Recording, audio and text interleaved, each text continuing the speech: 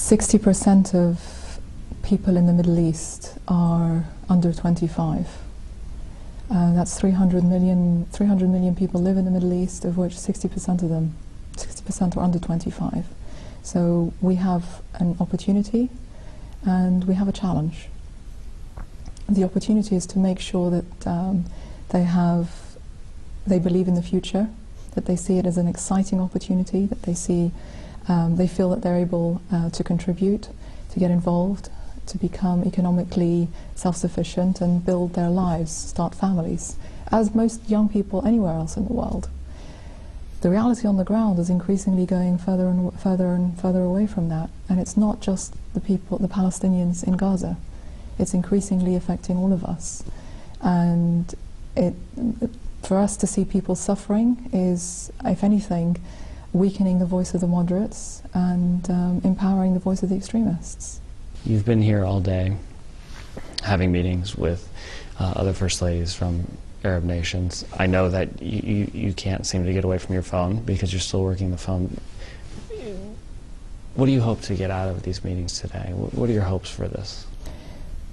The Israeli barbaric assault on innocent civilians, innocent Palestinian civilians, has been horrific. The numbers continuously and consistently increase from, it's not even day by day, it's hour by hour.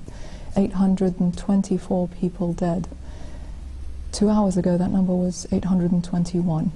So we are losing time. We are working against the clock. 3,300 people injured.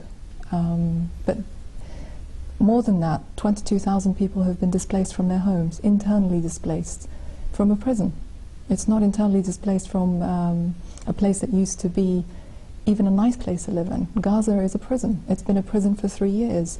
The embargo that has affected people's lives has almost devastated the Palestinian community. 80% of Palestinians in Gaza rely on food aid. They rely on humanitarian aid, not just to live, not even to live, but to survive. 1 million people in Gaza, Palestinian people, are without electricity. 800,000 don't have access to clean water. 800,000 people. This is the 21st century. Where in the world could this happen? Unfortunately, it is happening. Now, as a mother and as a human being, as I said, we need to make sure that these atrocities stop. What would it be like? Just imagine your children living in Gaza. How could that reality be? Let's talk through the scenario. You wake up in the morning, you give your children a glass of milk. Mothers in Gaza can't do that. Why? Because no milk gets through. You send your children off to school knowing that they'll be safe, knowing that they're going to get a good education. Mothers in Gaza don't do that. Children don't go to school because it's not safe, because it's just beyond belief, to be honest. You cook a meal. Mothers in Gaza can't cook. Why can't they cook? Because they don't have access to fuel. They don't even have access to the basic foodstuffs that are required to get a meal together. So children don't eat. Mothers, think about when you put your children to bed at night. This is something I think about on a daily basis. You put your children to bed at night and you expect to see them in the morning. That's a luxury that people in Gaza just do not have. So what would it be like for you living under those circumstances? That is something that we just cannot accept. We just cannot sit by and wait for it to stop. Are you sad? Are you frustrated? Are you angry? I mean, you have to go to these meetings, you have to go to these dinners. Is it difficult with what's going on? It's been difficult to smile.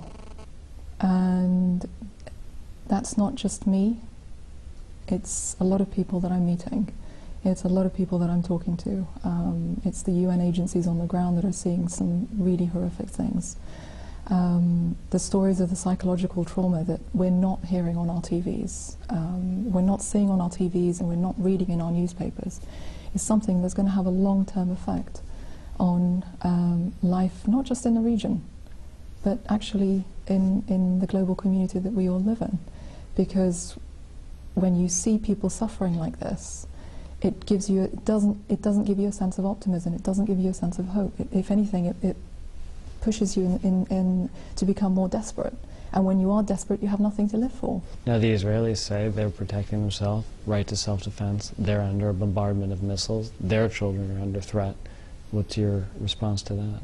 Lift the embargo. It will lift the embargo and engage in a peace process, a real peace process. As you said, talk is cheap. It's not enough to say that we want peace. What are you going to do to achieve peace? What we're seeing on our TV is not a step in the right direction.